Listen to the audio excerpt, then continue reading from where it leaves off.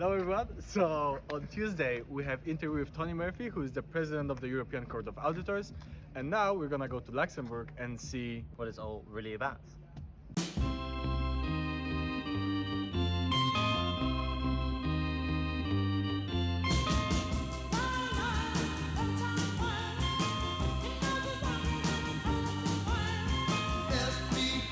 The European Union has like such a big budget, and how do they make sure they spend all the money correctly? Like, is it transparent? Well, yeah, I think that's exactly the role of the European Court of Auditors, right? And President Tony Murphy is the head of this institution, which is basically a financial watchdog for the entire European Union. You can think about all of those challenges that the European Union faces right now. You can think about security, economic competitiveness, you can think about sustainability, and you have all of those programs that are meant to tackle those challenges, but how do we actually make sure that this money is spent effectively within those projects? And I think that's basically what European Court of Auditors' mission is. Are we talking about like millions or? I think we're talking about billions. Billions? How long have we been driving for? I think 2 hours by now. I mean, we've already crossed on there. Yes, so we're on our way to Luxembourg now, and we'll be there in around 2 hours. But I think we might want to stop in Brussels for a bit. Brussels? You know, the capital of the European Union. Just see some major EU institutions, maybe record some nice video and check if maybe they're scared of the European Court of Auditors. How old is this car? I think it's around 25 years old. Has it always had the engine light? Don't worry about this. It's an engine failure, but we can probably drive to China with this car. Everything's gonna be fine.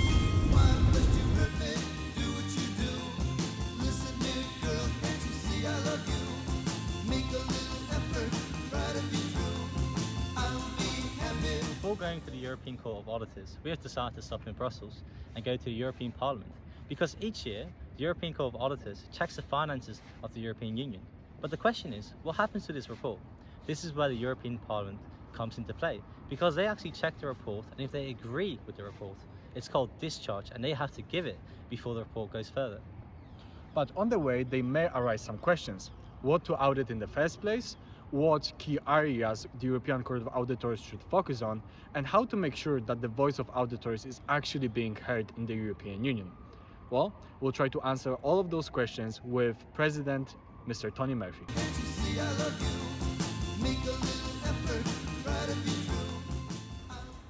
Do you know anything about cars? No, do you? I study political science. Yeah, I guess we're not making it to Luxembourg today. We'll see them on Tuesday, I guess. Yeah, we need to ask all of those questions that we were talking about on Tuesday. So to you guys.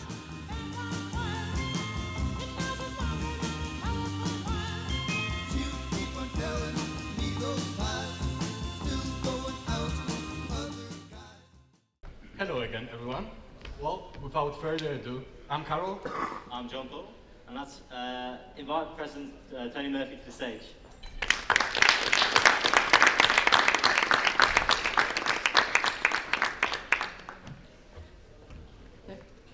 Hi. Please take a seat.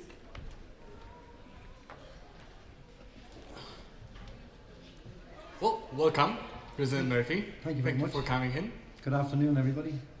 It's a pleasure to be here. I hope that we succeed in our mission more than they did in production. We're trying, we're learning. As the President of the European Court of Auditors, do you ever feel like a referee in a game where everyone is trying to bend the rules, or more like a coach helping the team improve? I think it's probably a mixture of both, I think. I think for me it's very important to clarify. I mean, you alluded to it in your interview in the car, or your conversation in the car. Basically, we have a role. I mean, and I'm happy to have the opportunity here to explain who we are and what we do, in fact. I mean, first of all, I'm the president for the last 2 years. I'm from Ireland. We have 27 members, so we basically have a member from each of the member states. So it's sort of, in that way, it replicates the Commission. And what we're basically doing is we're seeing how the money, the EU budget, which is billions and not millions, as you said, I mean, it's roughly 200 billion euros per year. We're looking to see how that's being spent, basically. I mean, you have to remember, I think people forget sometimes that the EU is not this, obscure institution somewhere. It's actually the member states. They're the ones who pay for everything. I mean, the EU budget comes from the member states, which means it actually comes from EU taxpayers.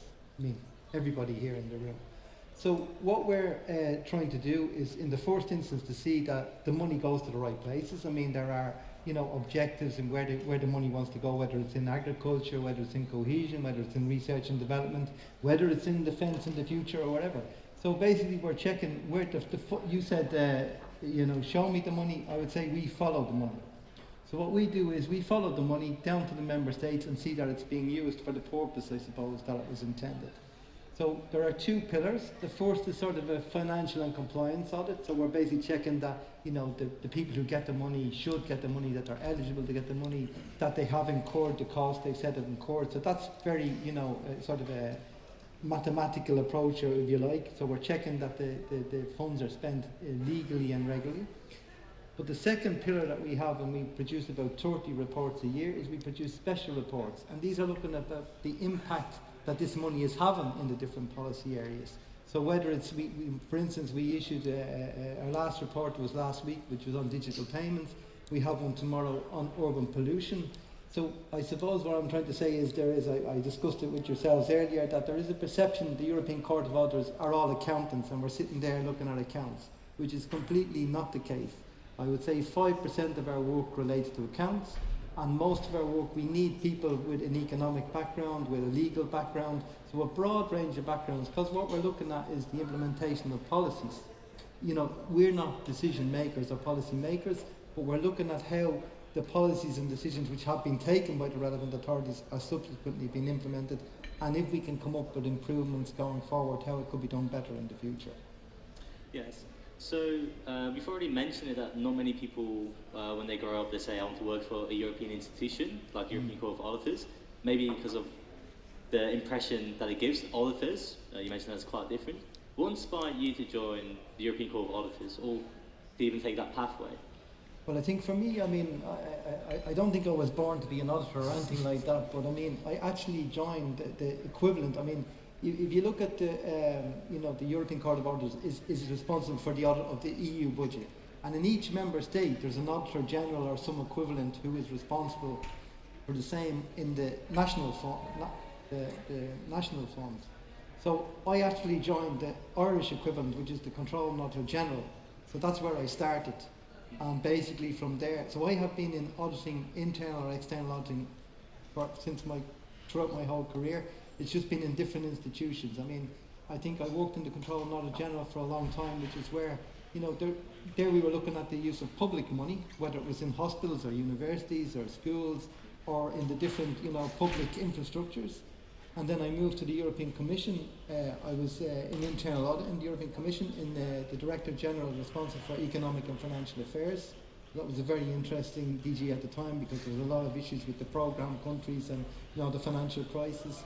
And then basically I moved to the Court of Auditors which was sort of a natural progression, because I had started in the national version of the European Court of Auditors, and that's how I've ended up there. So even though I say I wasn't born to be an auditor, it seems I have spent my whole life being an auditor. I mean, even though when I was due to go to university, it was actually languages I was interested in. It was French and Irish was what I was actually going to study in Trinity College in Dublin. But other things intervened, and I ended up joining this Auditor General's office. Okay. So instead of doing languages, you ended up here, which I guess is also quite a nice position. You've mentioned that you have quite a lot of experience. You've become president 2 years ago. Was there something that completely caught you off guard? Something that, like, even with someone with your experience, that you kind of went like, oh, I did not expect this? Yeah, I would say I did.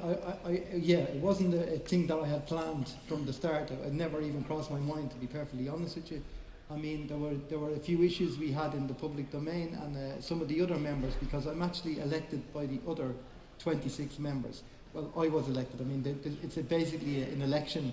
Everyone has a vote, and basically a few candidates put their names forward, and a few people came to me and said, would you not be interested, because we really, at this point in time, we would like someone with a very technical background to represent the court and to present the work that we do.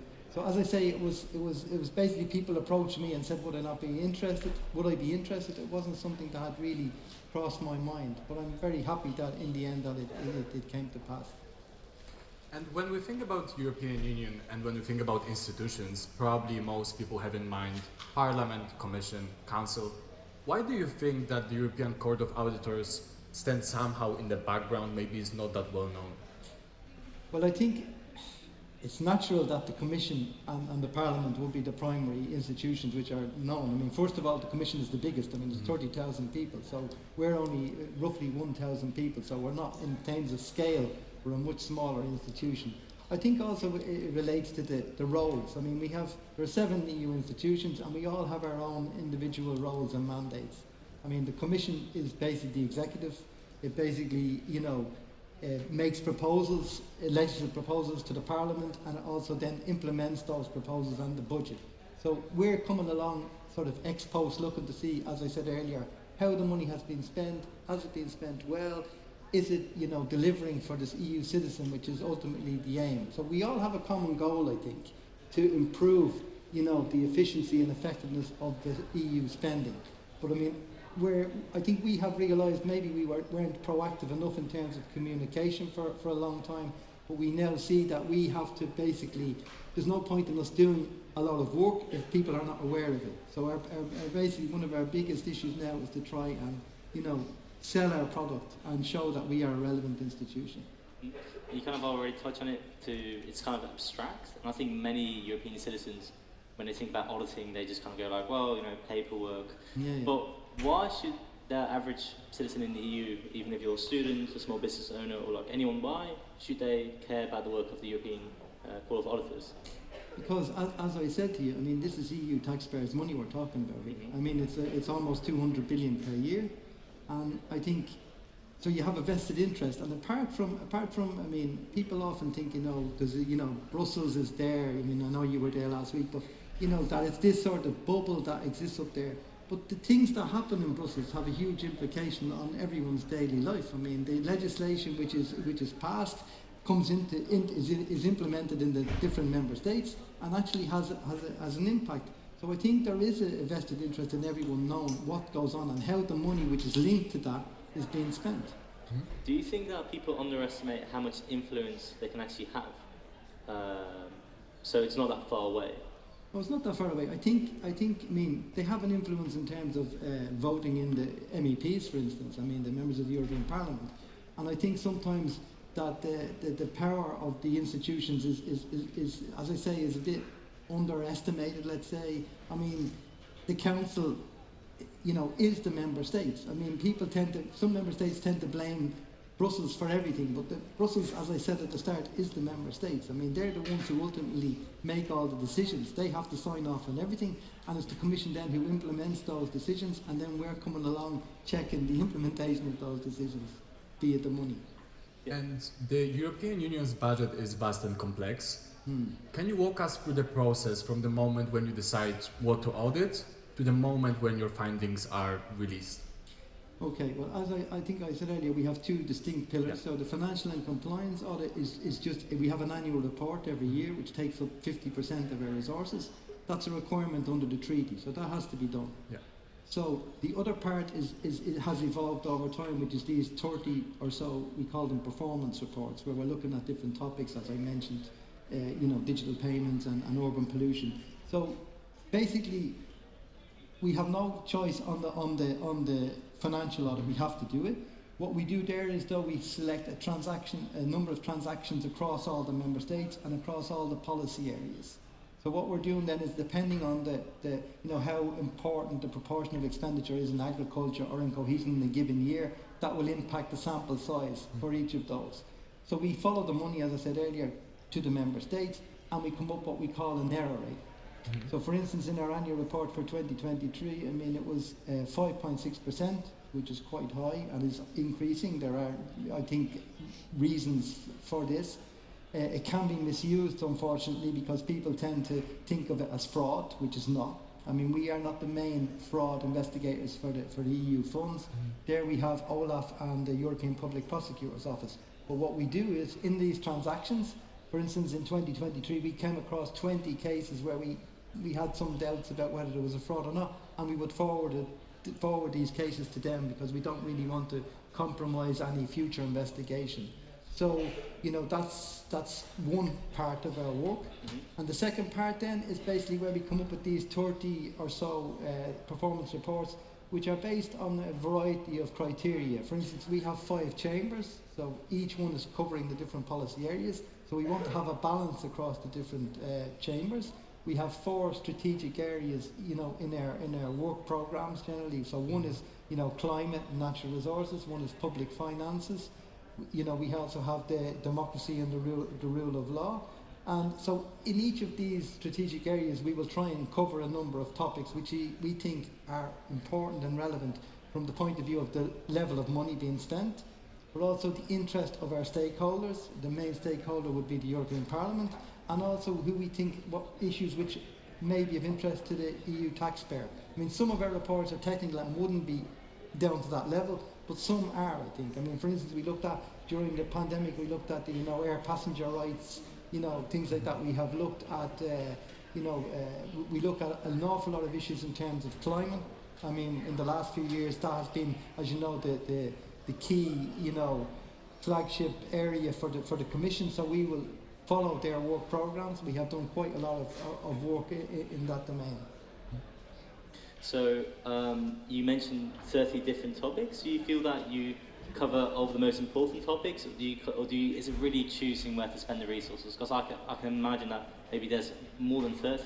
Do you feel that this kind of covers the most important topics? Well, we try and prioritise, as you say. I mean, we could probably do 60 if we want. I mean, we get requests from the European Parliament, for instance, every year as to topics they would like us to do. We also get topics sometimes from member states who have an interest, whether it's, you know, so there. What we do is we take all these inputs into our programming procedure, and then we have to prioritise based on the, you know, the resources that we have. I mean, we can always do with more resources. I mean, for instance, just a concrete example is when the Commission and the pandemic, they introduced the Next Generation EU. I mean, obviously that was a huge fund, 750 billion euros. So there we got an extra roughly 30 auditors to audit that. So, you know, it depends on but obviously, given the current economic circumstances in many member states, there is really a lot of pressure to keep down administrative costs. So. And the ECA doesn't have any direct enforcement powers.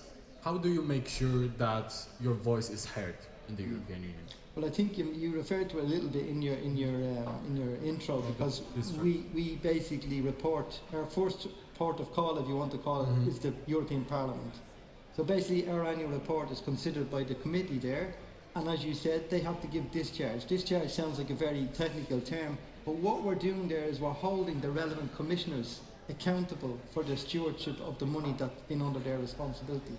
So basically we have a chapter on each of the different policy areas. We come and we say, okay, in cohesion, for instance, we find all these problems, and then the Commissioner for Regional Development will be there, and we will try to, you know, defend the position. And as you say, then the European Parliament will probably back many of our recommendations, and they will give discharge based on recommendations being addressed. So that's how, I suppose, you know, the main way that our reports have an impact. So you guys basically audit some of the most important institutions in Europe, which can be a bit political sensitive, I can imagine. How can you remain impartial and objective? Because at the same time, you're kind of part of the European framework, the European family, but you also have to audit them. How does that work? Well, I think for the key word in our setup is independence. We have to be independent. I mean, I think we have to be seen as a counter check on the other institutions and what they're doing, particularly the Commission in terms of implementing the budget. So I think we do that by, you know, I mean, we have very high standards within the court, for instance. I mean, when the members are appointed, they have to go to the Court of Justice. They have to give a solemn undertaking that they will not take instructions, say, from their member state. So we also have, you know, codes of ethics and that are applicable to our members. So I think we have to remember, as you said, I mean, we're not politicians, we're not decision makers. we are there basically to audit the subsequent implementation of their decisions. But we realise that we're operating in a political environment, as you said. So, but I still think we have to respect the different roles and mandates of the different EU institutions. So we have to make sure that we don't question decisions or we don't question particular decisions. What we're doing, all our role is restricted to is checking the implementation of the decision. Like if we look at the RRF, for instance, the Recovery and Resilience Facility, which is the main instrument under the Next Generation EU, we have a lot of issues there. I mean, we have a lot of issues in terms of transparency and accountability, and I think through that we already have had some impact, I think, because originally it was very, not transparent. I mean, even the EU Ombudsman was complaining about this facility, and eventually the Commission has moved, and now they will publish the top 100 beneficiaries per member state. Even though even that's not enough, it's some progress, we think.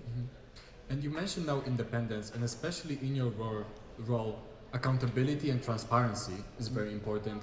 And there's always this question that comes up: who audits the auditors? Yeah. Well, it's a very good question. I think. I mean, it's a nice position to be in. But I think, to be fair, I mean, for instance, just on our own accounts, for instance, which is a small element, are audited by a private firm. I mean, so that's okay. But then again, we have our own internal audit function. We have quality control procedures in place. Really strict quality control procedures in place to make sure that basically what we say is evidence based. That we can stand over what we say. And I'd say another safeguard is every 3 to 4 years we have what we call a peer review by other audit offices across Europe. So we're just in the throes of one at the moment. It's being carried out by the audit offices of Canada, Switzerland, Slovenia. I think there's another couple. So I mean, they will produce a report on particular aspects of our work, and then the next one will look at other aspects. So over a period, we will cover everything. Okay, so the auditors also get audited. There is some element of accountability there as well. It's the circles are complete. So recently you released your 2025 work program. I think it's on the screen as well. And it basically outlines the EU focus on tackling major challenges. And we would like to focus on 3 main areas, which is economic competitiveness, sustainability, and also security. And one of the most pressing problems that we have in the EU, according to Mario Draghi's report, because he wants to improve competitiveness, you guys are also responsible for competitiveness. So when this report came out, what were your initial thoughts? I thought. I mean, obviously, we respect these reports. I mean, they're being carried out by people who are very, have a long experience, esteemed people. But I think, and it comes back to probably every question we will say, everything comes back to money. I mean, Draghi's report is looking for another 800 billion per year. For money. It's a lot of money. I mean, it's 4 times the budget already. I mean, and last year there was a review of the current budget which took an awful long time for minimal change. So I think the big issue is who's going to pay? Who's going to pay? I mean, we have all these lovely, ideas and priorities, and I'm not saying any of them, are not valid and very good, but someone has to pay at the end of the day. For instance, if you look at the Ukraine, I mean, the funding there is going to be phenomenal when hopefully this war ends. If you look at enlargement, I mean, that's another priority in the new commission. I mean, to again, from a geopolitical perspective. But I mean, there you're looking at another 257 billion or something is the estimate that enlargement will cost, and 186 of that is for Ukraine alone. So, I mean, it's all very well to have a kind of a wish list, if you like, but there is no Santa Claus at the end of the day. Someone has to pay. And I think that's the big issue for us, and we have raised this now as an issue because member states don't want to pay any more into the budget because they already have their own constraints in terms of, how they're operating in terms of deficits and borrowing themselves. So one of our concerns at the moment would be, we have seen that, the EU debt, until the NGU came in, the EU was not allowed to basically borrow for current expenditure, if you want to call it that. It could only borrow to lend on to member states who had to repay it back. So now we have a situation where we're just over 450 billion euros in debt at the moment, mainly due to the NGU. So this has an implication in terms of going forward, I mean, in terms of interest costs. You know, the interest costs, when this was all being negotiated, interest rates were practically zero, so, you know, it was free money almost. And now we're looking at a cost of between 17 and 27 billion euros over the next few years. So this is money which will come out of this budget, this 196 billion. And I think, you know, again, I think people should sometimes the expectations from the EU, I think, might be a bit too high.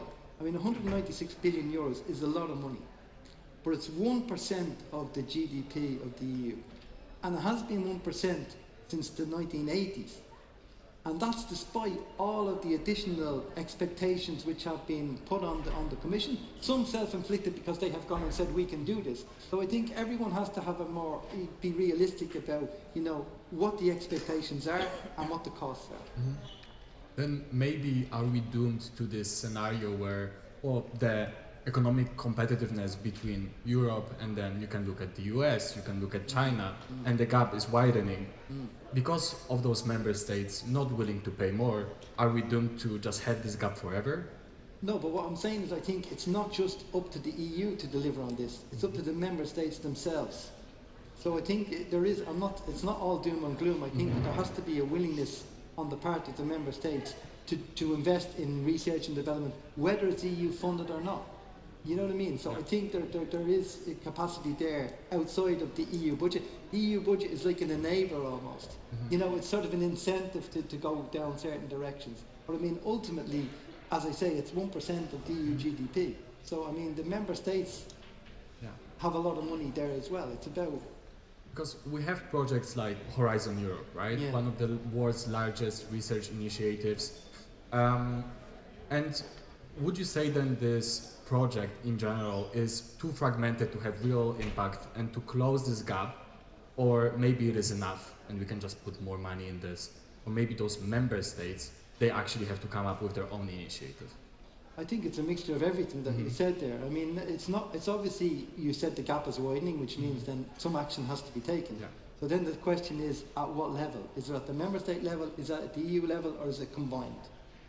And I think, you know, sometimes, I mean, it's very difficult to coordinate 27 member states. I mean, you know, we've different mentalities, we've different cultures, we've different approaches. So while the headline might be a good idea, the actual practical implementation can be carried out in different ways. So I think, you know, you talk about competitiveness, I think the research is one element of it. I mean, you know, we talked about it seems to be the flagship for the next commission. Everyone is talking about competitiveness now, whereas it was the Green Deal the last time. But what we have seen in some of our audit reports is that, you know, everything in life is about balance. And I mean, and maybe sometimes in the Green Deal we went a bit too far because it was having implications, for instance, in the, you know, industrial policy, for instance. You know, if you were talking about the batteries, for instance, we were looking at, I mean, you know, the EU has sort of heavily bet on electric cars as solving a lot of the problems in terms of being carbon neutral. But do they have the capacity to produce the batteries? Do they even have access to the raw materials? You know what I mean? So there are all sorts of, you can't take these things in isolation. You have to take them all together and try and balance, you know, the benefits, not equally, but you know what I mean, not to the detriment of one, that you make progress with the other. So obviously there are many things into making Europe competitive. You cannot take things in isolation. But bureaucracy, for example, I think a lot of critique people have about Europe is that it is too bureaucratic and that maybe stifles competition. Do you think that's a fair criticism, or do you kind of think that's maybe a bit superficial? I think there's an element of, obviously everyone can always improve, I mean, be more efficient. I think that's a given. I think, as I said to you, it's difficult when you have these structures where you have 27, you know, different member states with different priorities and different perspectives. So it can be difficult and can be bureaucratic at times. I mean, one of the criticisms we often hear is that people, you know, they don't think it's worth their while applying for EU funds because just the whole administrative, you know, burden is so high. I mean, but we would be proponents of simplification where it's possible. And again, we're back to balance. There has to be a balance between people, you know, respecting a level of rules to get money, because this is EU taxpayers' money at the end of the day. It's not a free lunch. So they have to basically respect some element of rules and regulations, but it's about getting the balance right. I mean, we see in some member states that they even go further than what is required by the EU. We call it gold plating, where they actually implement even more requirements.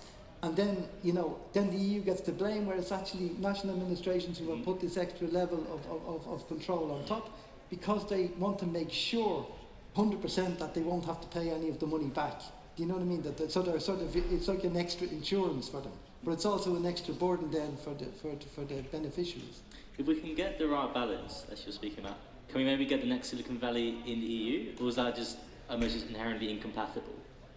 No, I think there's always hope, isn't there? I mean, we have to hope. I mean, but I think there's all sorts of issues in terms of the capital markets. We have the same with the AI now. If you look, we had a report on AI, and we basically said, the issue is we have many great ideas in Europe, and then they don't have the financial capacity is not there to help them to grow. So that's why they end up going to the States or wherever. So I think there has to be steps taken to facilitate that these startups stay in Europe and that the benefits stay in Europe. So I think it's not, again, we don't want to be all doom and gloom here, but it's not a given either. It will take efforts to do that. And what can the ECA do about this specifically? Well, as I say, I mean, we have to be careful. We have a very specific role and mandate. So, I mean, we're not politicians. We can't start saying, you should have done this or you should have that. What we can say is, for instance, with the RF, we can say, look, this facility was set up under pandemic conditions, in good faith, but now in the cold light of day when we see it being implemented, we see issues with it. I mean, we see issues with it in terms of accountability and transparency. We see issues in terms of it that you said it was a performance-based instrument, and we see that the framework in place cannot measure the performance. So, so there are different issues that we can highlight, and then ultimately, though, the politicians, whether it be the European Parliament and the European Council, will take that into account, and they will decide which parts of it they want to take on board and which not. And that's our job is done then, and we will then look at the next one and see, you know what I mean? So we have to be careful in terms of how far we can go. I think it's high time now to take some audience questions. Gentleman in the front here.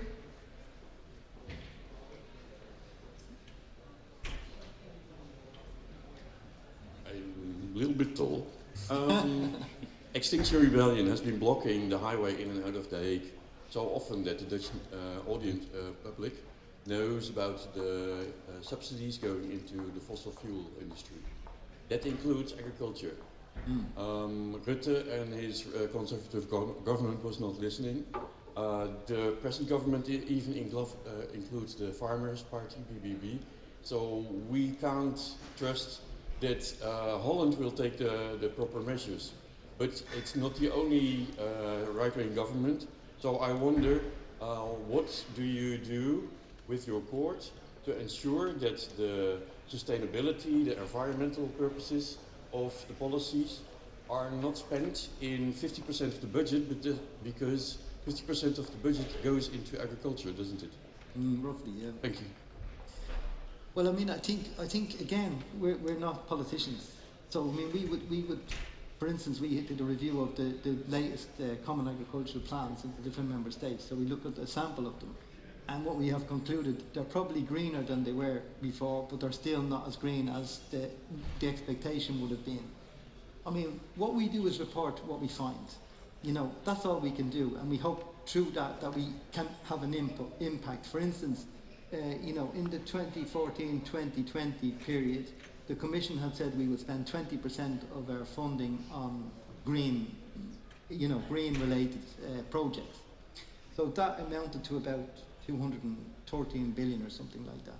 We reviewed the projects, and we found, in our view at least, that this was overstated by 73 billion euros. So in our view, they had only spent around 13%. So we have raised this as an issue.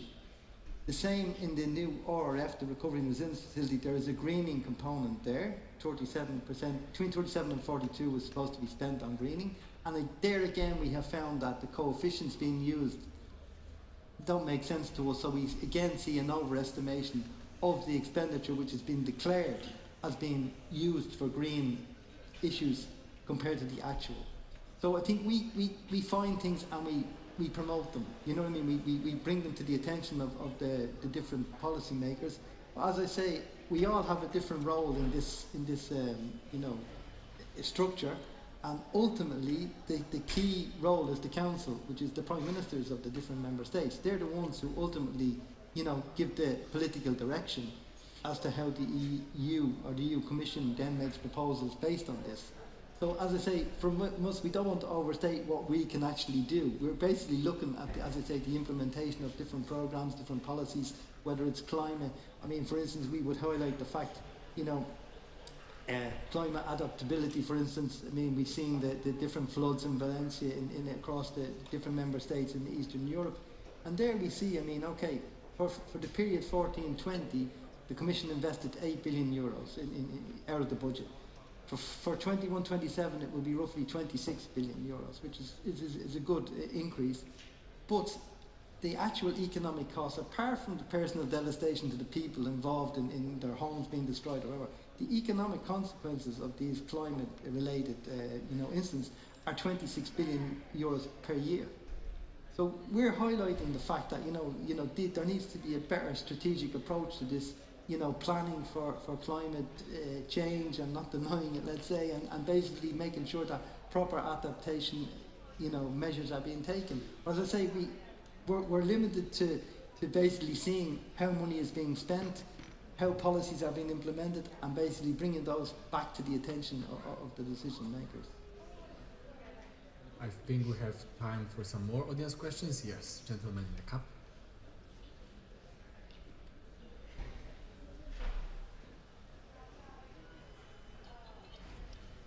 Hi, I remember reading an article from the Financial Times some time ago that described kind of the accounting mistakes and the misspendings that were happening with the EU budget. And I think it amounted around 11 billion, if I'm not wrong. And like when we're looking at the cohesion funds especially, it's 45%. Why does the European Court of Auditors make so many mistakes, and what steps are you taking to not make them anymore? Yeah. Well, first of all, we're not making the mistakes, we're finding the mistakes. They're not ours. But I think it's what I said earlier. I mean, we have an error rate of 5.6%, which are basically mistakes of some sort or other. I think it's very important to differentiate between mistakes or errors, let's say, and fraud. I mean, for instance, we had one last year where there was a lemon tree farmer in Sicily, and we went and there was no lemon trees there. So that's not an error, that's pure fraud. So we would report that case to Olaf or EPO. I think what's very important is, we had an error rate of 5.6%, and the journalists tend to say, okay, 5.6%, we multiply that by the budget, and that's what was misspent. That's where the 11 billion euro is coming from. What I would say is very important, and we try and stress it, but unfortunately journalists tend to focus on whatever they can to make things as bad as they can. These errors, some of them are formalistic things. As I said, it's legal and regular, so it's very formalistic. And what I would definitely try and say is, first of all, they're not fraud. And some cases, these projects, even though they have errors, actually deliver a benefit to the taxpayer. They're actually quite a positive. The end result is positive. Whereas there can be other projects which we have on paper are flawless and perfect, which actually deliver nothing. So I think we have to take it all in the proper context, which, we try to explain to these journalists, but they don't really want to know, let's say. In terms of cohesion, as you said, is around 45% of the EU budget. I think it's a very important policy area. And there we had a really bad error rate in the last report. It was up around 9%, which is really not I wouldn't say not acceptable, but it's not very welcome. But what we seen there were some reasons for that, I think. First of all, the payments that we were looking at in the sample, they were made under the pandemic conditions. So basically people weren't in the office, they were working from home. People maybe took the opportunity that they thought they might not be checked as thoroughly to take a risk. I was in the UK a few months ago, and they said since the pandemic, they see fraud and these type of things have increased exponentially, that people have actually got into the habit of they think this is okay now. Do you know what I mean? So I think we have to basically reinforce that and say, we follow the money. For 2 years we couldn't follow the money. because we couldn't go to the member states because of travel bans, etc. So now we're just ramping that back up to what it was, pre-COVID. And that, I think, acts as a deterrent in itself. But I think, we also see, and I think this is a problem, and it will be the same with this recovery and resilience facility, I think, when you put, constraints on the money has to be spent by a certain date, what happens is there's pressures on to spend the money. It's kind of use it or lose it. So member states don't want to lose anything. So they will basically, put pressure on their administrations to find projects and to deliver. And that's when you just putting all this pressure on, increases the likelihood of errors happening. So there are reasons for it. I'm not saying it should happen. I mean, and what's worrying in a way is that they're the same things over and over again. It's basically, people who weren't eligible to get money or projects which weren't eligible. So, I think what has happened as well is, there's a lot of pressure on the control bodies in the different member states. For instance, if you look at, they had the normal budget, then they had this recovery and resilience facility thrown on top of them, and they also had other things like the SURE, which was related to the pandemic. It was basically loans where they could get to basically keep people in employment, to subsidise, companies to keep people in employment for as long as they could. So when you have all this money and pressure to spend it, I think it's a natural thing, unless, you're putting pressure on administrations which are already stretched to spend money properly.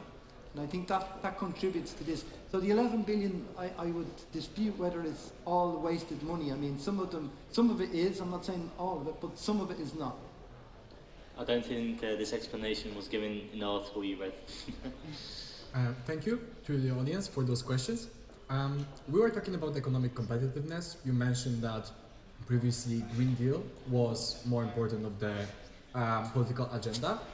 And we have all of those ambitious climate goals by 2030. We have Repower EU program that aims to reduce reliance on fossil fuels, accelerate the green transition. But based on your audits, are those realistic goals, or are they just wishful thinking at this point? Well, I think they did actually reach the 2020 target, but I think we have to take into account that there were also external factors for that, including the pandemic, for instance, where people weren't travelling, people weren't in work. The financial crisis also had an impact in terms of reaching the 2020 targets. I think the 2030 targets may be more difficult. I mean, we mentioned earlier about the 20%, to be spent on climate-related projects. For 21-27, that has been increased to 30%. Which is roughly 87 billion per year. But what we see is to have net zero emissions by 2050, there's a requirement of 1 trillion per year. So again, we're back to money. As I said earlier, where is this money going to come from? And again, it's not all going to come from the EU budget. So, but it needs to be, coming from private sector, from the member states. So I think it will be a very big challenge to me. I mean, in terms of greenhouse gas emissions, there is, mandatory targets for each member state. But for other areas like renewable energy and energy efficiency, they're only indicative. So how will it all add up to actually reach the targets? And I said there are risks in terms of, the dependence on the electric cars if they don't deliver. I mean, what we see too, worst case scenarios with the batteries is either, that the 2035 deadline for normal cars is extended, or else we basically have to rely on batteries which are being imported from China or elsewhere, which is obviously not good from a sustainability point of view either. Repower. I mean, I think repower again, it comes back to money. I mean, the estimated at the time was that they would need between 210 and 300 billion. The actual EU funds available at the time were 20 billion. We had an opinion on the Repower EU where we thought that given the limited funding that it would be better to have a more strategic approach and maybe look at big strategic projects which were EU-wide rather than cutting this 20 billion euros up in little parcels and distributing it to each member state based on an allocation key, because then it just sort of, maybe you have more projects, but the overall impact is probably less than addressing big infrastructural issues which may be transborder or whatever, but that they would be more beneficial in the longer run. So unfortunately, we don't have trillions of euros laying around. These green initiatives do cost a lot of money. You mentioned you had 20 billion euros. How do you make sure that it's actually strategic and that's also fiscally responsible, but also trying to actually achieve the climate change goals? Like, how do you make an assessment of 20 billion euros? How can you spend it strategically? As I said, going back to something I said earlier, you can look at this as being the EU as an enabler.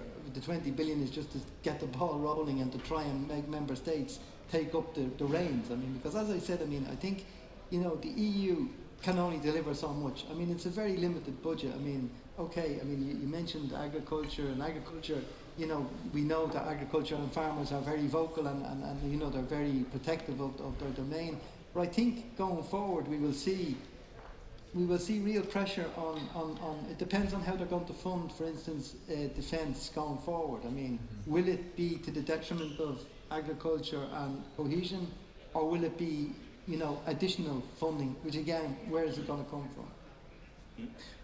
So when we're talking about funding anyway, I think we've covered sustainability, we've covered economic competitiveness, but obviously a big topic is also the security in the EU, which you guys also look at. But at the same time, when you look at the security of the EU, it's also very politicized, right? So how do you also maintain this balance? Well, again, for us, it's quite easy. I mean, we're auditing the implementation of the programs. All this that you're talking about is at the level of the consultations between the member states. I mean, and of course, it's very politically sensitive. I mean, if you look at the, you know, the member states who are closest to Russia will have a different perspective, say, than down in southern Europe or even, you know, in Ireland or whatever. So I think that's just life. I mean, people have different, you know, perspectives on things. What we can say is that we see that going forward, potentially we will have a bigger role. Until now, as you know, I mean, there was very little funding for you know, defence from the EU budget per se. There's the European Defence Fund, which is quite new and it's quite small. I mean, most of the EU money, if you want to call it EU money, which has gone into the Ukraine in terms of weapons, etc., is from the peace facility, European peace facility, which we don't actually have a mandate to audit. And this is where member states have got together outside of the EU budget and basically pooled money which is going there. So I mean, we also had you talked about accountability and transparency earlier. We have another audit where we looked at this whole sort of EU budget, the whole galaxy around it, because there's an awful lot of different, you know, funds outside of the EU budget where we think there are accountability and transparency gaps there as well. And that would be, for instance, we will see, you know, with this new defence fund, will it be set up outside of the EU budget, and will we have a mandate or not? That remains to be seen.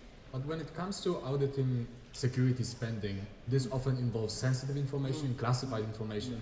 Can you then even be transparent with your findings without jeopardizing this confidentiality? I mean, that can be done. It has to be handled obviously in a different way to our normal audit reports. We have had cases in the past whereby we have had to, you know, present things in a different way, or maybe some parts of it are confidential and are only transmitted they're not in the public domain, let's say. So it can be done. I mean, obviously, if we do end up auditing defence, it will require different skills from our auditors again. I mean, because they will have to be security cleared. They will have to, you know, there will be different. It will be a different. We don't have any experience in that domain so far, so it remains to be seen how it will develop. So, kind of shifting gears, we've spoken about many different things, but I want to kind of talk more personally about you. So, you're part of the European family, right? You're kind of part of this big political project.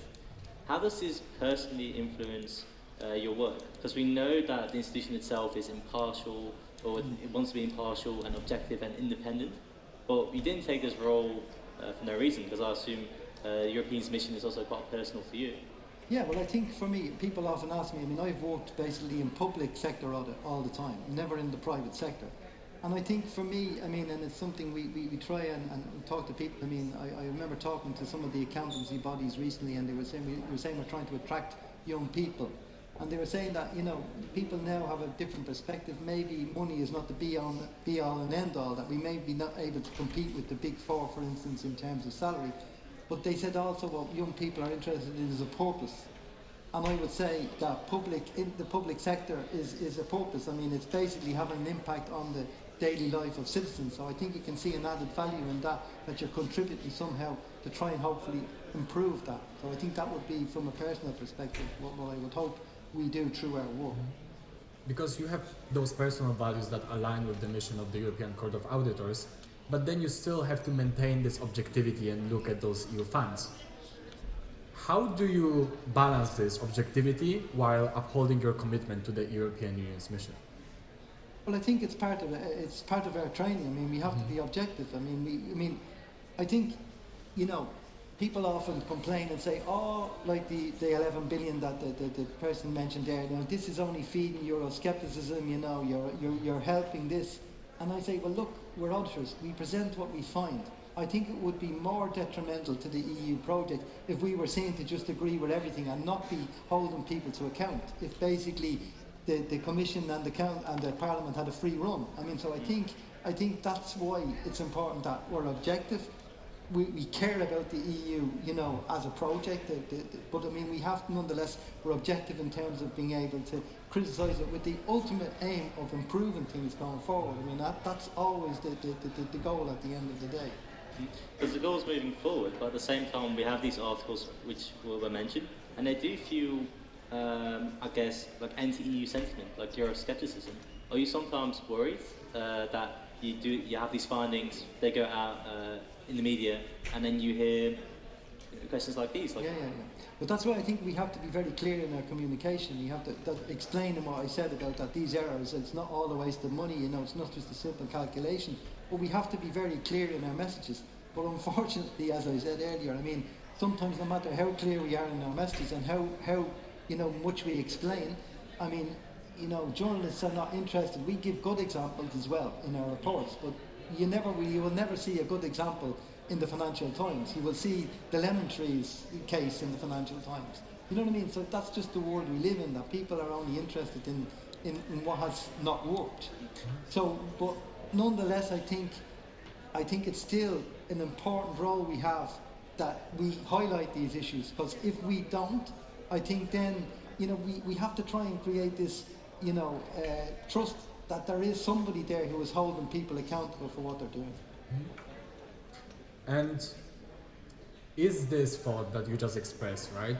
Is this taken into consideration while you draft those reports? Do you sometimes say, maybe this wording is not appropriate, it can be used to fuel all of those articles, maybe we should, you know, put it in a nicer way, or just maybe not say it very explicitly? No, I think we have to say it as we see it. I think that's important as well. I mean, we're professional auditors at the end of the day. I mean, what you're talking about is sort of taking into account the political dimension in a way, you know, the political sensitivities. I mean, if we were to go down that road, we would never say a bad word against the Recovery and Resilience Facility, for instance, because we know how important it is to the Commission. But we have a role. We see ourselves as being there you're going back to the referee and the coach part. I mean, this would be part of the refereeing part, you know what I mean? But our coaching part is to try and say, listen, okay, these are issues we have found with this facility, but it doesn't mean it's all bad, but it can be improved going forward. So I think, you know, I understand where you're coming from, but we have to say it as we see it and hopefully communicate it and explain our work in a way that it's properly understood. And some argue that giving more power to the EU institutions could have improved accountability, while others fear that it would increase this inefficiency. We're talking about bureaucratic inefficiencies maybe. Where do you stand on this discussion? Well, I think, I mean, an awful lot of the areas are still the prerogative of the member states. I mean, as I said, I mean, the Commission is only a small player in this regard. I mean, I think they you know, in terms of the budget, let's say, I mean, they do have a wide impact in terms of legislative, you know, issuing directives which then are implemented in the member states in relation to all sorts of different issues.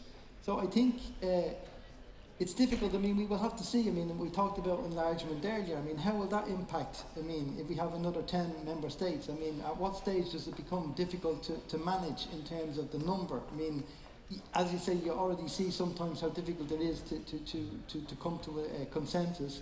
I mean, whether they will have to change look at changing how decisions are made, you know, these ideas of unanimity in certain cases, or the you know, the majority, whatever. So I think these will all have to be looked at, because I mean, it has to work. I mean, and it has to work as efficiently as possible. I mean, I think, you know, I think they have, I think the benefits of the approach, I think, were seen in the last few years. I think, not in terms, because I think people sometimes look at it in terms of purely money, you know, what did we pay in, what did we get back? Are we a net contributor, are we a net payer? And I think that is important, but it's not the most important. I mean, you have to remember, being in this club gives you access to the single market, you know. You have simple things like, you know, data roaming on your phone. I mean, you know, Schengen, no passports. I mean, so there are a lot of practical things, as well as the more, you know, higher level issues which are a benefit of being in this club, if you like. So I think that all has to be taken into account. We need to slowly wrap up our interview, but we have one last question for you. You mentioned Big Four, probably those corporate perks, flashy offices. Yeah. And you mentioned that it is this mission that's the reason why people should join European Court of Auditors, that drives them. And often when we think about auditing, we think about accounting, finance, economics. How to get started? How a student from the University of Amsterdam can get started, can get on a career path to the European Court of Auditors? Yeah, well, as I said at the start, I mean, we have very few accountants, actually. I actually happen to be one myself, but I mean, we don't have actually that many.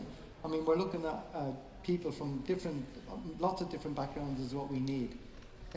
We have, at the moment, we have traineeship programs where basically it's 6 months. And I think, for me, I would encourage people to apply for them, because I think they're a good introduction to an EU institution. And I'm not just saying in the Court of Auditors. I think the Commission they have the Blue Book programme, you have the Schuman programme in the European Parliament. So all the institutions have traineeship opportunities, and I really think it's a good thing for people to you know, because if you look at the makeup of the EU institutions, there are certain member states where there is a lack of people joining. I mean, for me, that's sad in one way, but it's also, I think, a disadvantage to those member states, because I think they need to have representatives in the different institutions. I mean, if you're working in the European Commission, they're really the power behind the EU. They're the ones who are, you know, making the legislative proposals, and then they're monitoring the implementation. And I think it's important from an inclusivity point of view that all the member states are represented in these institutions. So that's one you know, pathway, if you like, is our traineeship program. We do it twice a year. And then we're also trying to introduce sort of young graduate programs. We had one a couple of years ago. They're not every year, but we will have another one soon, I think. But generally speaking, there, I think it helps if you have maybe a year's experience post university in the field would help. So, as I say, I think I would encourage anybody. I think it's a great environment to work in terms of working with different nationalities. I think, as you said, generally speaking, there is a purpose. I mean, if you're in the Commission and you're working in, for instance, you know, DG Climate, well then you're in the mix. You're in the people who are making proposals and trying to change things for the better in terms of what you were talking about earlier. So I think it's very important that young people, you know, invest, because you know, we see that our demographics is also aging in terms of the institutions. I mean, so we need young people to come in and keep it going, I would say. So I think that's a clear message. If you're interested in actually joining the European family or the European Court of Auditors, they have traineeships. I'm pretty sure if you finish your bachelor's, and they're pretty accessible, so you don't necessarily have to study accounting or finance. No. So really take a look into it. 3 to 6 months traineeships. I've looked into it myself. It looks very, very nice. Make sure you go on a different card. Yes. So thank you so much, Tony, Mr. Murphy, and the lovely audience for being here today. And if you cannot get enough of these discussions, we are proud to announce that we are actually continuing our interview series about Israel and Palestine, as many of you probably know. On the 21st of January, we have Nadim Mirwana, who is Professor of International Affairs and Conflict Studies at Tufts University. And on the 24th of January, we will host Hilal Kuhen, Professor of Islam and Middle East Studies at the Hebrew University of Jerusalem. So make sure to also sign up through our website for the tickets for this. But for now, let's thank Mr. Murphy for his time and for this lovely conversation.